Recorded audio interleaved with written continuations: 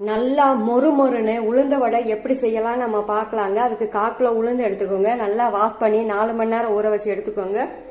அதை ஒரு மிக்சி ஜாரில் சேர்த்துக்கோங்க. 2 ஸ்பூன் தண்ணி கலந்து அரைச்சிக்கோங்க. மறுபடியும் 2 ஸ்பூன் சேருங்க.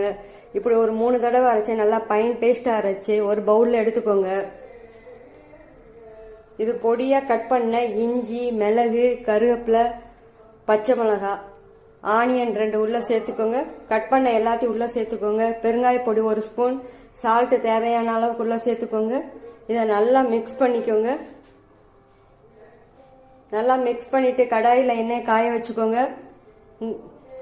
ஒரு கிண்ணத்தில் தண்ணி வச்சு தண்ணியை தொட்டு தொட்டு உளுந்தவுடைய நல்லா உருட்டி நடுவில் பெருவரில் வச்சு நடுவில் ப்ரெஷ் பண்ணி உள்ளே போட்டுக்கோங்க.